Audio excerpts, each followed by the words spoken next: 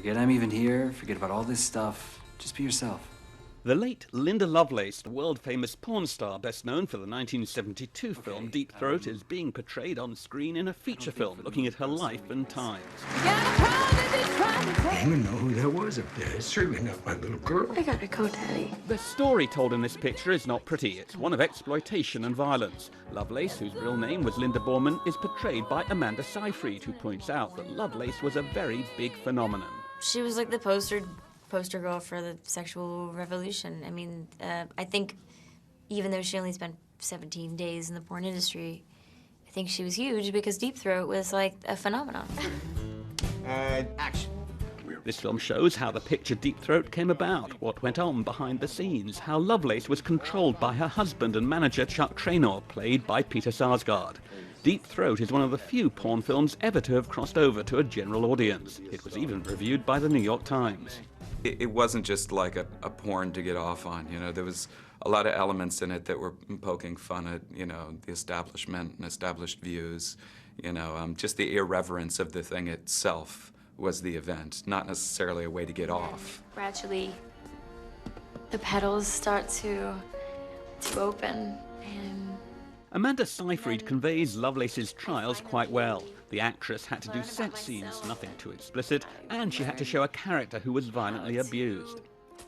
Playing the violent scenes was tough. I mean, I trusted my actors and I trusted my directors and Peter, but it's still hard to stomach that she was actually going, you know, being beaten. I'd like to meet your folks. No, they don't think anybody. I think they dig me.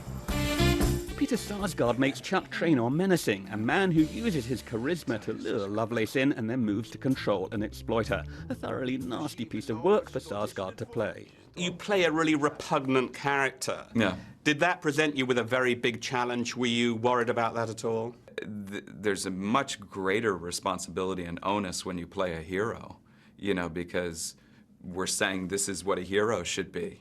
So I don't carry any sort of social responsibility when I go to play a quote-unquote villain. I think my only responsibility is to try to do it honestly and truthfully and in a way that I have curiosity about the person instead of judgment. On the surface, I mean, this film is about a woman who became a huge porn star, but it also seems to be about violence. Do you think there is a connection between pornography and violence? Sometimes, yeah, I do.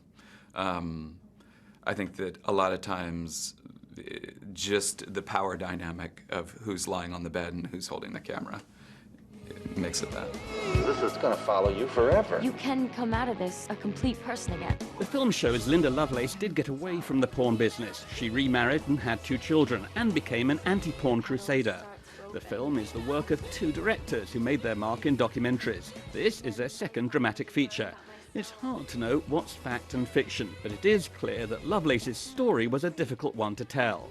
Amanda Seyfried respects Lovelace. I do like her because she actually tried to figure out who she was and to try to fight against pornography and domestic violence. And she was an important voice in bringing to light, you know, the domestic violence issue in general. It's hard to know what to take from this film, but it is a story of human exploitation in many different ways. Deep Throat made a fortune, nobody knows quite how much, but Lovelace claims she never saw any money, and that her husband received only $1,250 for the endeavour.